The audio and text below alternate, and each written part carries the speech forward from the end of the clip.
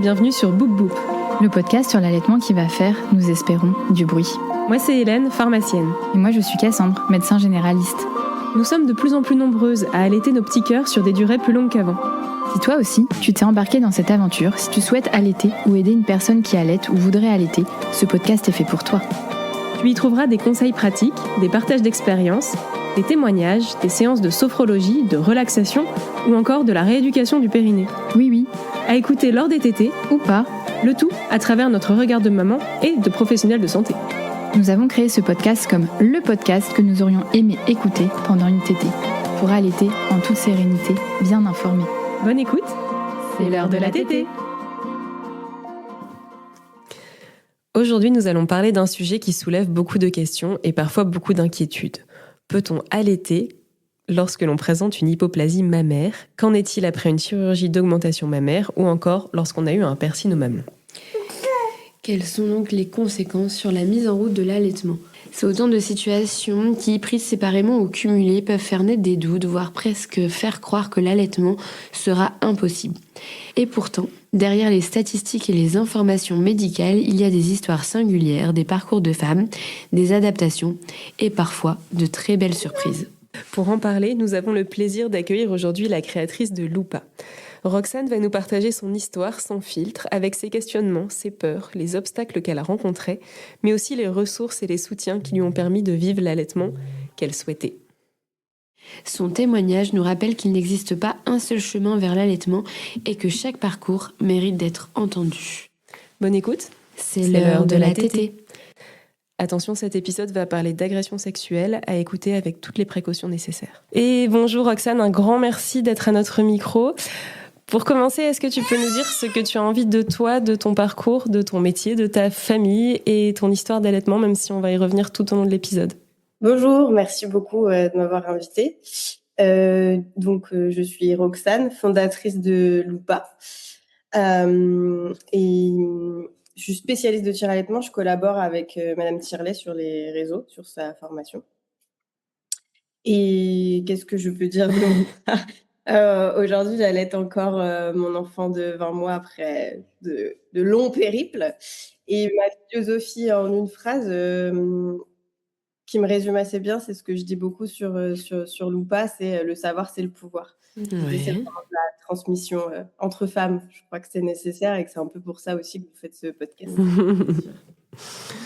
Alors, ton histoire d'allaitement, on va en parler en long, en large, en travers, parce que je crois que si on peut résumer le truc, c'est que on t'avait dit que ce serait difficile, voire impossible, mais impossible n'est pas féminin. Alors, est-ce que tu peux nous raconter ton histoire avant la maternité, l'histoire de ta poitrine? Oui, l'histoire de ma poitrine, c'est comme si elle était à part de moi. J'ai subi une agression à 14 ans et ça a figé mon corps, en partie ma poitrine. Il faut savoir qu'à 14 ans, j'étais quand même toute petite et pas du tout formée. Mais ça a vraiment figé le corps un peu d'enfant. Et du coup, c'était quand même pas très... On n'avait pas du tout posé le mot d'hypoplasie à cette époque, mais moi, je le vivais pas bien. Il y avait quand même un traumatisme qui restait. Du coup, j'ai fait une augmentation mammaire en ce sens quand j'avais 20 ans. Et là, ça a été la première fois qu'on a posé le mot hypoplasie par le chirurgien. C'était vraiment... En fait, j'avais vraiment une toute petite poitrine et des seins très, très écartés. Et j'avais les mamelons invaginés. D'accord. Et donc, en fait, c'est la glande mammaire qui avait qui s'était stoppée. La croissance, elle s'était stoppée. Et du coup, pendant l'opération, j'ai une opération périaréolaire, donc on y reviendra, mais c'est la pire des incidents. Pour l'allaitement. Et en plus, vu que j'avais les mamelons invaginés, en fait, le chirurgien m'avait proposé de les faire ressortir. Donc, ça altère aussi la glande. Voilà.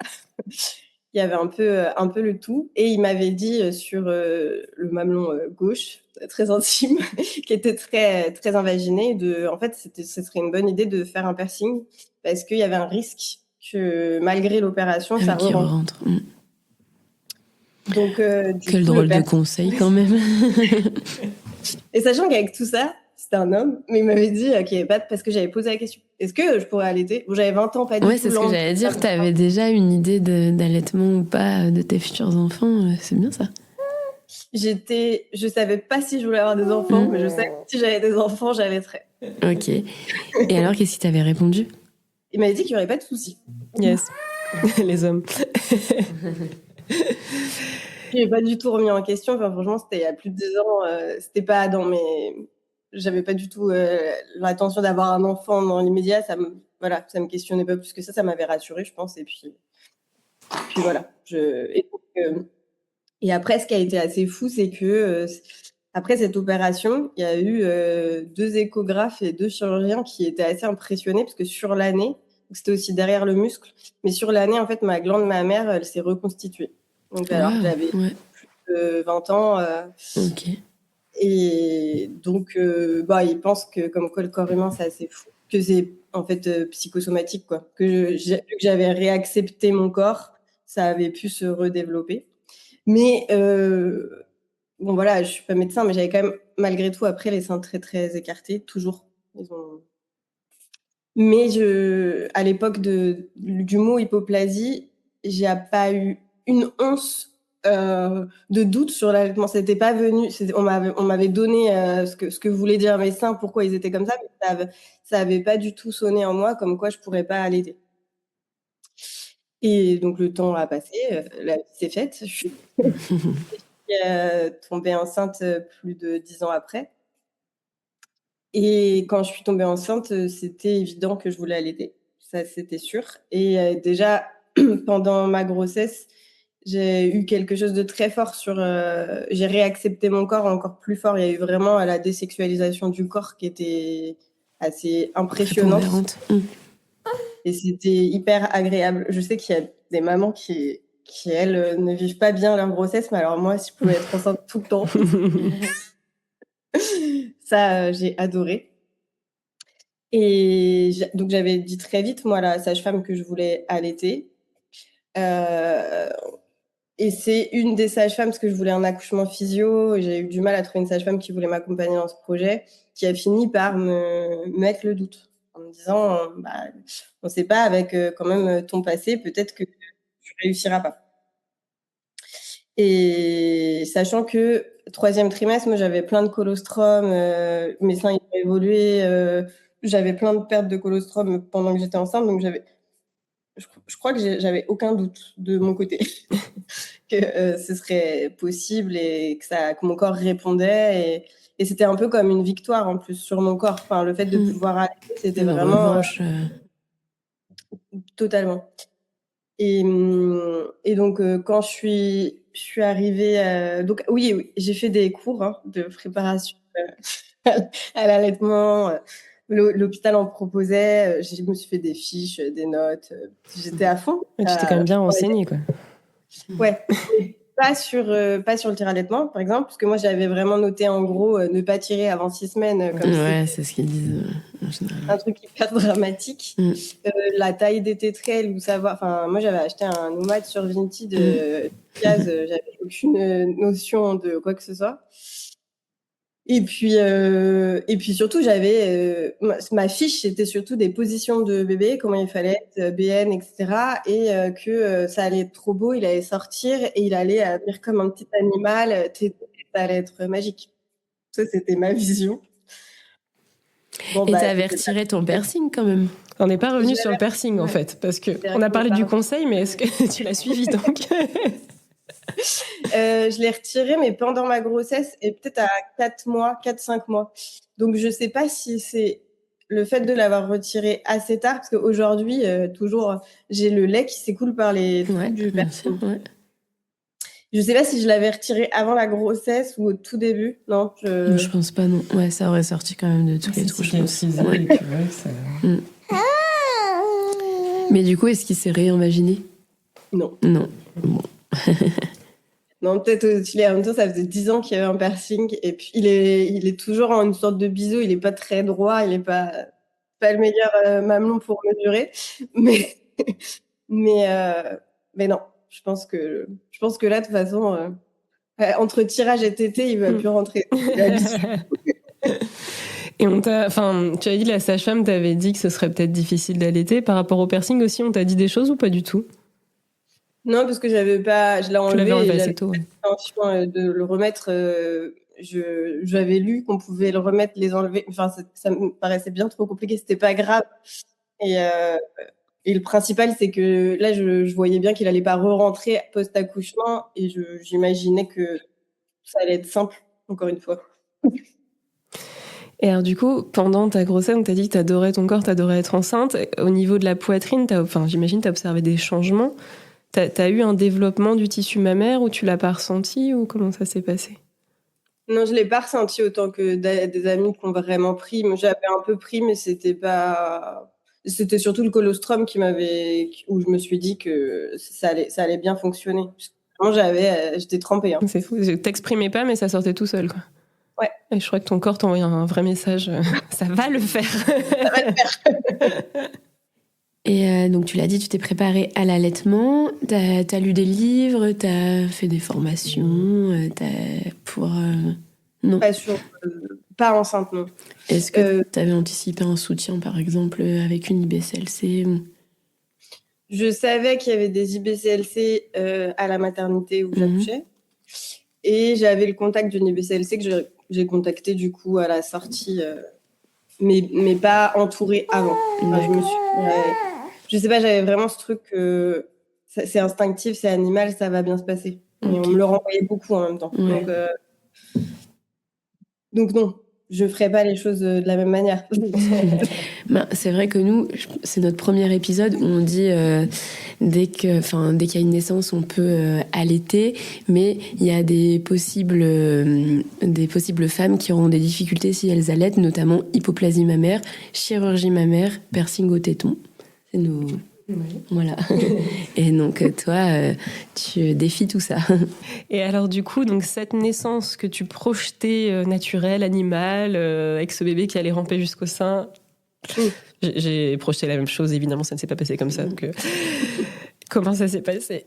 Alors, j'entrerai pas dans les détails parce que je me suis juré que c'était pas bien de le raconter à des mamans qui n'avaient pas encore raconté. Ouais. Mais j'ai eu une perte des os franches déjà, alors que c'était pendant les cours de prépa, mais ça arrive très très peu. Oui, super. Et je voulais faire le maximum du travail à la maison, donc je savais que j'avais quand même quelques heures où je pouvais essayer d'être à la maison et accueillir mes contractions. Bon, le coparent a fini par me dire non mais là on y va parce que je vais jamais réussir à te mettre dans la voiture sinon. Et donc, je suis allée 6 heures après la perte des os à l'hôpital. Et là, en fait, quand je suis arrivée à 8, ça s'est bloqué. Donc, j'arrivais plus du tout. Donc, j'avais très mal. On m'a mis de l'ocytocine de synthèse parce que du coup, on comprenait pas pourquoi ça s'ouvrait pas plus et que je suis restée bloquée pendant des heures. Et j'ai fini par pousser alors qu'en fait, on ne le voyait pas encore. Donc, je pense que c'est ça qui a fait qu'il y a eu après des complications. Et ça a été très long. Et ça a été très douloureux. Et du coup, il était vraiment très amorphe quand il est sorti. Ça, c'est important de le dire parce que je crois que ça a joué peut-être dans mon allaitement. C'est que donc évidemment, il n'a pas du tout rampé, il était complètement amorphe. Ils l'ont emmené avec le coparent dans la salle à côté pour faire toutes les mesures. Et la sage-femme est revenue en me disant oui, non mais là, c'est pas possible, faut qu'il ait un Doliprane, parce qu'il était bien très boxé, quoi. Et donc en fait, la première chose, ça c'est encore un peu douloureux, parce que la première chose qu'il a eu dans le gosier, en fait, c'est du Doliprane. Et je sais pas, aujourd'hui, elle n'était pas en mesure, en plus, parce qu'il n'y avait pas ses pronostics vitaux n'étaient pas du tout engagés. Hein. Enfin, il était amorphe, oui, il était jaune. Mais je sais toujours pas aujourd'hui. C'était vraiment nécessaire. Ouais, ça s'interroge. Après, on ne saura jamais, mais bon, c'est fait. Voilà. Okay. Mais bon, quand on sait que l'estomac, il est tout petit. Bah oui, c'est. D'accueil, je suis pas sûre, voilà. Je sais pas si ça, il y a pas quelque part, ça n'a pas aussi contribué à tout le reste. Et est-ce que du coup, tu as eu un pot à pot quand même après ce Doliprane? Oui, ça, on a eu le pot à pot, mais il n'a pas du tout cherché le sein, il cherchait pas du tout. Ouais, très, très fatigué. Et après, moi, je suis restée une dizaine de jours à l'hôpital. Euh, et lui, en fait, sur 10 jours, c'est ça qui est aussi impressionnant. C'est qu'en fait, je suis sortie. Au bout d'une dizaine de jours, il n'avait pas repris son poids de naissance. On m'a jamais donné de tire-lait et il n'a pas été supplémenté pendant cette partie-là. J'avais les mamelons en sang, mais vraiment en sang. Et on m'avait donné l'IBCLC de l'hôpital m'avait donné des Des bouts de sein. des en taille M parce qu'il y a plus de taille S. Bah oui. Et puis il y avait en fait, j'ai pas eu de vrais changements pendant la grossesse sur les seins. Par contre, post-accouchement, mes seins c'est devenu des obus 48 heures après, très vite. Quand je pressais, il y avait du lait donc qui s'écoulait. J'avais bien compris du coup que ça allait être plus difficile de toute façon à gauche parce que ça faisait vraiment des jets du coup parallèles au lieu de droit quoi. Donc pour un bébé qui a un nourrisson, c'est un peu compliqué. Le ref, ça devait être sympa. Ça allait partout. C'est Versailles. Donc bon, je voyais bien qu'il y avait du lait. Et je pense que c'est pour ça aussi que ça inquiétait personne au niveau de sa prise de poids, c'est qu'en fait, il pressait mon sein. Ouais, ça sortait tout ça. Ça sortait. Donc on me disait, il n'y a pas de problème de lait. Et en fait, j'avais très mal et moi j'étais obstinée, mais du coup j'avais pas eu de tire-lait, j'avais rien eu. Et quand je suis sortie, là, donc j'ai été voir le médecin, il m'a dit, mais non, mais là, il faut le supplémenter. En fait, il a toujours pas repris de son poids de naissance, ce n'est pas possible. Donc je me suis effondrée, machin. Et là, j'ai vu les BCLC qui m'a conseillé du 27 mm. Bon, ça. Le titre de l'épisode, ça va être un problème de taille, je pense. Entre les bouts de sein, les seins, les tétrelles. Mais c'est la première qui a mis le doigt dans la bouche de mon enfant, en fait. Puisque personne ne l'avait fait, même la sage-femme qui était venue à la maison et tout ça, et qui me dit, il tient pas. En fait, on pouvait mettre le doigt dans sa bouche et le retirer. Il n'y avait aucune force de succion, mais zéro. Et donc, je suis rentrée dans un parcours de rééducation. Et j'ai rencontré la remplaçante de ma pédiatre un jour aussi qui m'a dit, en fait, la rééducation, c'est peut-être très bien ce que vous faites, mais votre bébé, il peut pas téter, c'est maltraitant. Donc, je vous rappelle dans la journée, dès le lendemain, j'avais un rendez-vous avec le chirurgien pour une fréno. Et il avait ce qu'on appelle la langue en cœur. Donc, il ne pouvait pas du tout la sortir de la commissure des lèvres. Mais voilà, il a eu une fréno qui a 1 mois de vie. Donc pendant 1 mois, j'ai quand même été, parce que pour le coup, j'avais des rendez-vous, je pense, tous les jours chez des professionnels, parce que tout le monde était assez inquiet pour sa courbe de poids. Je l'ai nourri du coup au DAL, au sein, plus tirage avec pas vraiment de protocole de tirage. Et je commençais tout juste à commencer à m'intéresser au tir-allaitement. J'y connaissais du coup rien. Et c'est là où je suis tombée sur les travaux de Diana West, qui est une IBCLC américaine et qui a travaillé sur la reconstruction des canaux lactifères. Et du coup, elle explique que post-chirurgie, il est possible par succion mécanique, donc par le tire-lait, avec intensif, couplé des tétés, de pouvoir, au fur et à mesure, recanaliser, en fait. Ça a été le début de ma passion du tire-allaitement, ces travaux. Ça développe des circulations collatérales, j'imagine. Ouais. Je reviens juste vite fait sur la fréno parce qu'on en a, nous, jamais beaucoup parlé dans le podcast, pour plein de raisons. Donc en fait, ton bébé avait donc un frein de langue très court qui finalement lui empêchait en fait de s'accrocher, de faire un vide pour vraiment vider le sein. Il y avait une hypotonie en plus parce que tu as parlé qu'il était un peu amorphe à la naissance, ou après c'était vraiment juste ça qui bloquait en fait sa succion.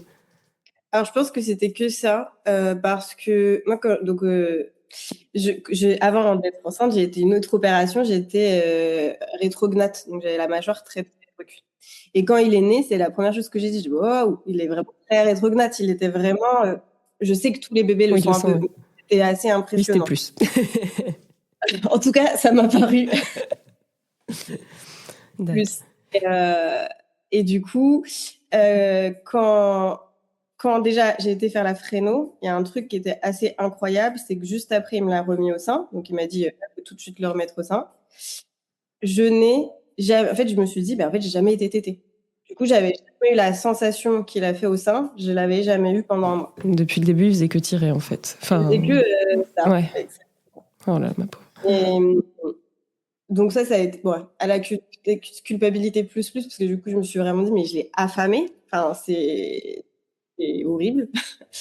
Et derrière, le chirurgien m'a expliqué qu'en fait, ces freins-là pouvaient expliquer peut-être que j'avais ce frein, parce que moi, on m'a coupé le frein aussi lors de la chirurgie, mais que du coup, ça pouvait expliquer que ma rétrognathissie, et cetera, tous les problèmes que j'avais eus, on m'a retiré 8 dents aussi, parce que j'avais vraiment une bouche trop petite et que les freins, visiblement, peuvent, avoir ces soucis-là, orthodontiques, quoi. Donc et sachant qu'1 semaine après la fréno et les photos, c'est impressionnant, quoi. Le profil de mon bébé, il avait complètement changé et il était devenu, Ouais, ça a libéré un truc. équilibré, total, quoi. Ok. Et alors, du coup, après, on parle d'une autre chirurgie, donc c'est celle de tes seins. Donc, tu parlais, en fait, des travaux que tu as découverts. On l'a dit rapidement au début. Donc, toi, ta chirurgie mammaire, c'était périaréolaire. Est-ce que tu peux nous expliquer ça? Et en quoi ça a été délétère sur les canaux, du coup? Ben, en fait, on incise vraiment autour du mamelon et on soulève le mamelon. En plus, moi, du coup, on l'a poussé dehors. Donc forcément, on coupe.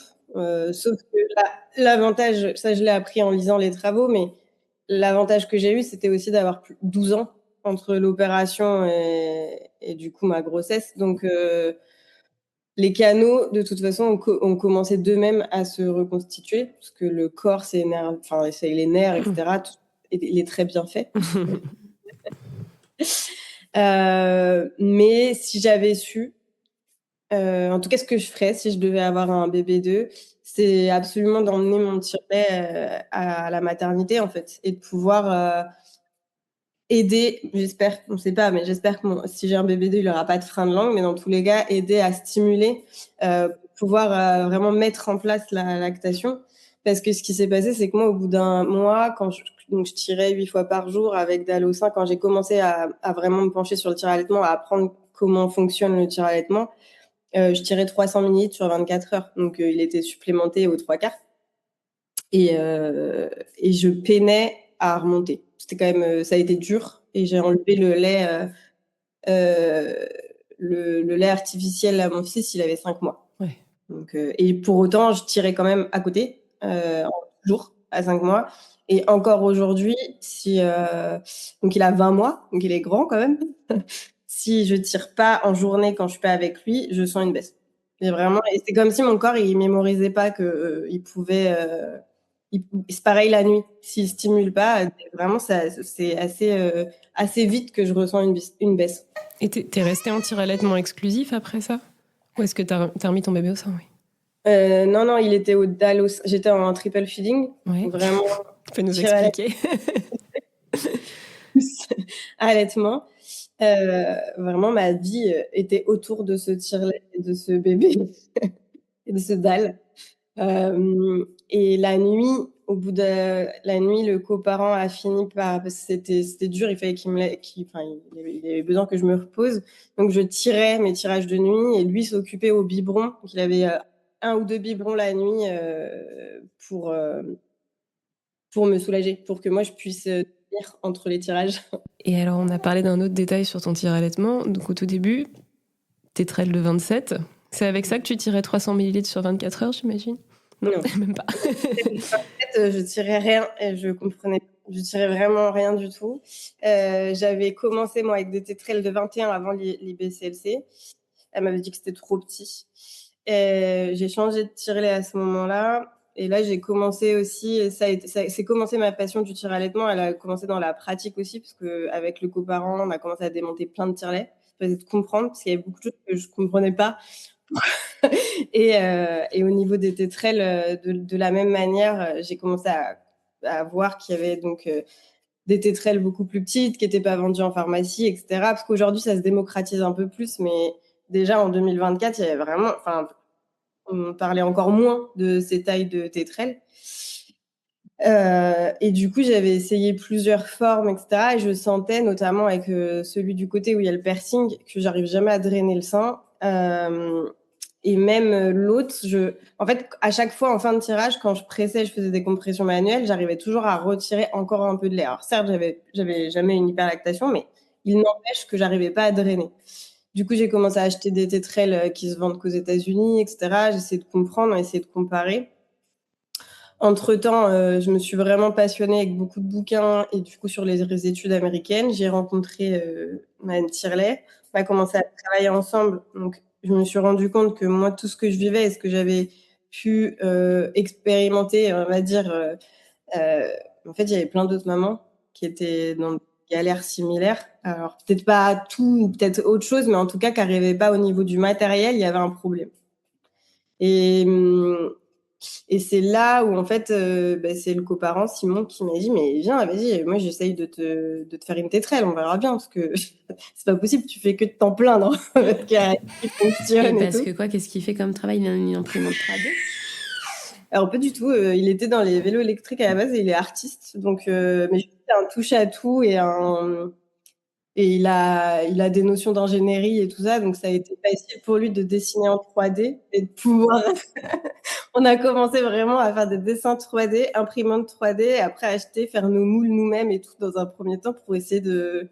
C'est vraiment, mais ça c'était artisanal. Il y avait l'idée un peu de se dire oui, on va peut-être en créer, mais c'était vraiment au stade embryonnaire. C'était un peu, c'était une blague quoi. Pas du tout. Ça commence souvent comme ça.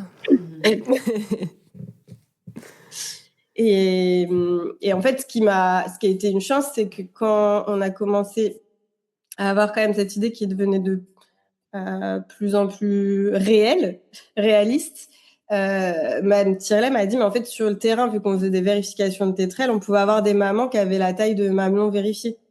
Et du coup, de faire essayer notre projet à des mamans, ça pouvait, comme ça, on avait des retours. Et en fait, les retours ça a cartonné. Donc, c'est comme ça qu'on s'est vraiment lancé. Parce que du coup, tu as commencé à faire des tétrelles plus petites, j'imagine. Parce que, en gros, sur le marché, on trouve souvent des grands, pas des petits. Ouais. On avait comme ambition, et c'est on a commencé par faire de 8 mm à 15 mm. Ah, yes. Et aujourd'hui, on pose 8 à 18. Alors, pour celles qui connaissent pas trop le tir-allaitement, nous, en pharmacie, souvent, on a 21, 24, 27. Voilà. Et c'est en quelle matière, etc. C'est en silicone. Évidemment, donc nous, on a été testé sur tous les laboratoires indépendants. On a eu aussi des tests en laboratoire français qui est en qualité alimentaire, mais qui a répondu à tous les tests pour le contact peau et qui a pas du tout de migration en fait de quoi que ce soit, donc très très pur. Et surtout, le silicone, il est ultra souple, donc en fait, ça permet de pouvoir retourner la tétrelle, positionner le mamelon, centrer le mamelon, et du coup après de faire une ventouse sur le sein, donc ça évite un appel d'air, parce que souvent dans les tétrelles classiques, quand on met la brassière, il y a de l'air qui rentre, etc. Donc c'est problématique pour le tirage. Ça peut annuler le tirage efficace, et donc là, ça permet de tenir tout seul. Donc déjà aussi, on n'a plus de brassière. L'été, par exemple, c'est pratique, ou à 3h du matin. Et du coup, pour beaucoup de mamans, il y a un meilleur drainage, puisque ça fait un peu. L'idée, c'est comme le recueil de lait qui va venir ventouser, donc il va y avoir déjà cette aspiration entre guillemets naturelle, couplée du coup au tire-lait derrière mécanique. Oui, ça fait recueil-lait. J'ai vu une photo sur ton compte d'un homme avec une de vos tétrelles pour illustrer. J'ai adoré. J'ai dit, ok, tu vas expliquer que ça tient bien sur les petits tétons, on est parfait. Ouais, ça tient bien sur la majorité de poitrine. Les retours qu'on a eus, c'était que sur la peau très, très distendue, qui plisse un peu, ça tient moins bien. Ou sur des très fortes poitrines qui ont l'habitude d'être maintenues par une brassière, du coup, ça peut faire un poids. Et c'est comme ça qu'on a. Ça elle n'est pas encore sortie, mais petite idée. Du coup, on a une tétrelle grand angle qui arrive en septembre qui ventousera de la même manière. Alors, c'est un peu bizarre ce que je veux dire, mais à la manière, vous voyez, avec mon pied d'ampoule, les pansements qui font des coussins. L'idée, c'était de faire la même chose, du coup, aux mamans qui ont besoin de brassière et qui permettent d'avoir une tétrelle que tu retournes, qui fait ventouse, mais la ventouse sera quand même maintenue par la brassière. Ok, trop bien. Et tes tétrelles, elles s'adaptent sur tous les tire-laits ? Elle s'adapte sur les connecteurs de type Medela ou D'accord. Lancino, les connecteurs classiques universels, quoi. Donc pareil, pour les Spectra, il y a maintenant des connecteurs que tu peux trouver sur Amazon, etc. trop bien.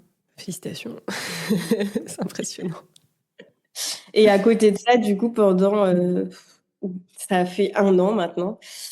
Puisque oui, il a 20 mois. Le tire-lait, donc j'en ai essayé beaucoup. Je les racontais qu'on en a beaucoup. On a On a démonté un paquet, ouais. Et on a essayé vraiment de comprendre ce que je reprochais à certains, ce que je reprochais pas à d'autres. Et du coup, on en a conçu un. Donc, pendant 10 mois, on a prototypé un tire-lait et un programme. Et aujourd'hui, du coup, il sort là mi-juin. Et on est très contents parce que du coup, on propose... ma petite fierté personnelle, c'est que mes bêta-testeuses étaient en tire-allaitement exclusif avec un très bon tire-lait. Et que pour le moment, ça fait 3 mois qu'elles ne sont pas repassées à leur ancien tire-lait. Et en fait, on propose 2 moteurs indépendants. Donc ça permet vraiment un réglage indépendant parce que je vous expliquais, j'avais ma meuf pour le piercing là qui qui partait dans tous les sens. il a aussi produit moins. Je pense que lui, il est plus abîmé dans tous les cas. Il y a moins de glandes. Il est beaucoup plus fainéant. Et du coup, en plus, quand il y a un sein qui produit beaucoup, généralement, le bébé, c'est normal, hein, il va vers celui où c'est plus facile à extraire. Et du coup, l'avantage de ce tire-lait, c'est de pouvoir rester en stimulation, par exemple, sur le sein qui produit le moins, pour pouvoir demander au corps de continuer de produire et extraire en expression ou avec un mode qu'on a fait mixte pour vraiment extraire tout le lait qu'on a dans le sein. Et du coup, essayer de rééquilibrer. Ça peut permettre en tout cas de rééquilibrer. On a d'ailleurs des mamans en bêta-testeuses qui ont réussi à rééquilibrer leur production. Ah, c'est énorme. Parce que du coup, il s'appelle asymétrie, c'est pour ça. Il y a 2 moteurs indépendants. Donc, on est sur du vrai double pompage. Ça n'existe pas ailleurs.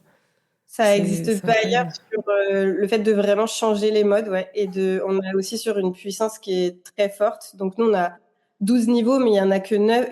Au-delà du 9, il faut faire une manip pour aller au-dessus parce que je rejoins beaucoup de mamans. En fait, le tirage fort, ça ne va pas à tout le monde. Et en fait, si ça coupe le réflexe d'éjection, c'est contre-productif. L'idée, si on a mal, ça va inhiber et on ne va pas réussir à extraire. Mais nous, on s'est basé sur des recherches où j'ai lu beaucoup de recherches. Notamment, Medela en a fait beaucoup quand ils ont sorti leur gros tire-lait Symphonie sur la succion du nourrisson. Et du coup, on a évalué une certaine succion du nourrisson par une force de succion et une vitesse de succion. Mais derrière, il n'y a aucune recherche sur une succion d'un bambin. Parce que, je veux dire, on se souvient tous que la succion qu'il y avait à la maternité n'est pas la même d'un bébé de 1 an. Du coup, l'hypothèse, elle est faite sur le tire-lait.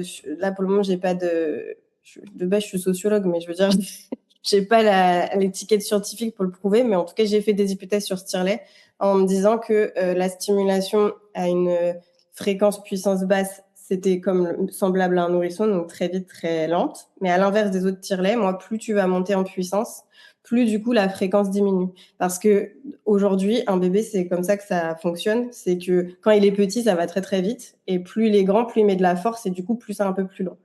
Et donc, même sur l'expression, il y a plus tu vas loin, plus l'expression, elle est lente et profonde en fait. L'idée, c'est au mieux d'imiter un bébé qui a une vitalité, quoi. Succion.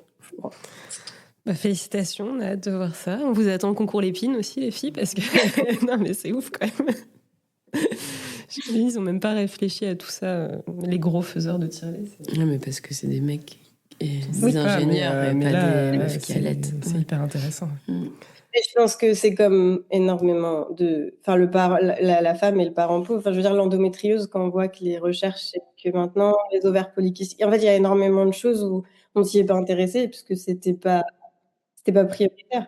Et je rajoute d'ailleurs sur le silicone, quand on me demandait la matière tout à l'heure, quand on discutait, on parle que de plastique, hein, au-delà, même si c'est sans BPA et tout. Mais en fait, on a capitalisé sur une chose, c'est le lait de vache et le lait de chèvre. Et on ne tire pas leur lait avec du plastique, hein. Enfin, c'est du silicone. Et en plus, il y a un truc très drôle quand même à savoir, c'est que la taille des trayons pour tirer le lait va dépendre de la race de la vache. Et on est rarement au-dessus de 24 mm. Alors que nous, une mamelle, d'accord. Waouh, ouais. Donc ça, il y a vraiment, je pense, oui, Il y a encore du taf. C'est clair. Et alors, quel message aimerais-tu transmettre aux futures mamans ayant une hypoplasie mammaire, par exemple ? Que on peut pas savoir tant qu'on n'essaye pas. mais qu'effectivement, on ne peut pas savoir à l'avance ce que le corps il va faire et il ne faut pas décider avant d'avoir essayé, en tout cas si le souhait premier est d'allaiter, mais prendre un tire-lait avec soi et des bonnes tételles à la maternité. Dans tous les cas, en fait, c'est mieux de l'avoir et de ne pas s'en servir à l'avoir et du coup de risquer, parce que ça, c'est pas à vous que je vais l'apprendre, je pense, sur les 72 heures, c'est vraiment important de pouvoir positionner les récepteurs pour l'allaitement. Et je pense que ça, c'est vraiment quelque chose que je souhaite transmettre dès la grossesse, quoi, pour les mamans qui ont le désir d'allaiter. Juste prenez votre tire-lait, quoi. Et quel conseil tu donnerais à une femme qui a subi une chirurgie mammaire et qui souhaite allaiter? La technique chirurgicale, déjà, elle compte plus que le fait d'avoir une augmentation mammaire en soi. Question bête, du coup, c'est le mieux, du coup, avec souhait d'allaiter, c'est de passer par sous le bras ou non, pas de toucher au téton? Je crois que le mieux, c'est sous le sein qu'on dit que c'est vraiment, il y a le moins de risques. Et après, les selles aussi, mais les selles, tu peux quand même avoir mais bon, mais tu peux quand même en avoir des canaux qui passent par là. Et périaréolaire, c'est entre guillemets, la pire. Mais ça peut quand même marcher. Ça peut marcher. Et qu'est-ce que tu voudrais que les professionnels de santé comprennent mieux? Je crois que déjà de réussir à travailler mieux en pluridisciplinaire, donc d'arriver à avouer quand on ne sait pas ou que, par exemple, on n'est pas passionné par l'allaitement et c'est pas grave, c'est totalement OK. Mais si la maman en face, elle a un vrai désir de pouvoir orienter vers quelqu'un qui a du savoir sur le mécanisme de la lactation et aussi d'un peu plus de formation sur les troubles de la sphère ORL. Je pense que c'est vraiment nécessaire de donner des clés, d'envoyer vers des thérapeutes manuels. Je crois que, sans parler, moi, il a eu besoin d'une fréno, mais il y en a plein qui n'ont pas besoin et que la rééducation, elle suffit. Mais il faut avoir les adresses des thérapeutes manuels. Et ça, il y en a, enfin, en tout cas, dans ma maternité, on n'a pas proposé, on m'a orienté vers personne. Et alors, il est toujours en cours, mais quel est ton plus beau souvenir d'allaitement? Quel est mon plus beau souvenir d'allaitement? Mais je crois que ça reste étrangement juste après la fréno, où même si c'est très ambivalent parce que je me suis aussi rendu compte, comme je l'ai dit, que je l'avais affamé. Et par contre, j'ai eu vraiment, je me souviens, cette sensation de victoire, un peu en fait, c'est fini. Il y a une succion qui est tellement différente et c'est ça, être tété, c'est ça, allaiter, c'est ça, nourrir son enfant. Et je l'entendais aussi déglutir. En fait, je l'entendais déglutir avec le dalle, mais moi, je l'entendais pas vraiment quand il tétait. Et je crois que ça a été ce petit bruit-là et cette première victoire, le chemin de la victoire. Est-ce qu'il y a quelque chose que tu veux rajouter, Roxane? Je répète ma phrase, mais le savoir, c'est le pouvoir et c'est vraiment important de s'intéresser, de transmettre et de toujours transmettre ses connaissances entre femmes. On est complètement d'accord avec toi. Merci beaucoup pour ton partage d'expérience. Félicitations pour ta déterre, pour avoir transformé ça en quelque chose de productif et longue vie à Loupa. On peut te retrouver sur Instagram. Ton compte, c'est Loupa Allaitement. C'est ça. Mais trop bien. Vraiment félicitations parce que t'es trop forte. Mais merci beaucoup. Ça a été ça avec le coparent aussi. Hein. Allez, bravo à lui. Un travail d'équipe à deux là. Une détermination. On va peut-être le couper, mais du coup, tu as réussi à avoir genre un remboursement Sécu possible? Non. En fait, pour avoir le remboursement Sécu, il faut répondre à un cahier des charges, donc ça, c'est pas très compliqué. Mais il faut 18 à 24 mois et ça coûte environ 30 à 50 000 euros. Et là, l'idée, c'est des choix stratégiques, en fait, de ma part. Ça a été de me dire, OK, en fait, nous, aujourd'hui, on se paye pas sur Loupa, on réinvestit tout dans notre recherche et développement. Et ça a été ça. OK, vas-y, on sort les tétrelles, le tire-lait, on met tout dedans, mais on le fait du coup à prix client. Et on attend les premiers retours, on voit si on fait des améliorations produits. Et derrière, on passe le dossier. Ouais. L'idée, c'est en tout cas d'y arriver. D'accord, mais trop bien.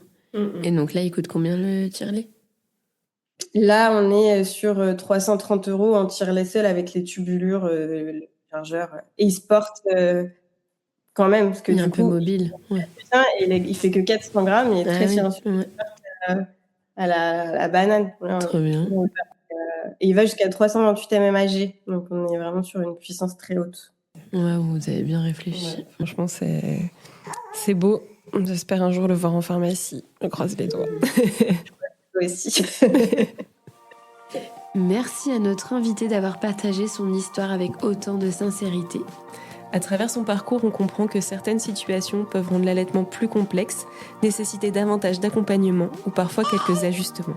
Mais on comprend aussi qu'aucune histoire ne se résume à un diagnostic ou une intervention chirurgicale. L'hypoplasie mammaire, les implants, un piercing au mamelon ne racontent pas à eux seuls ce que serait votre aventure d'allaitement.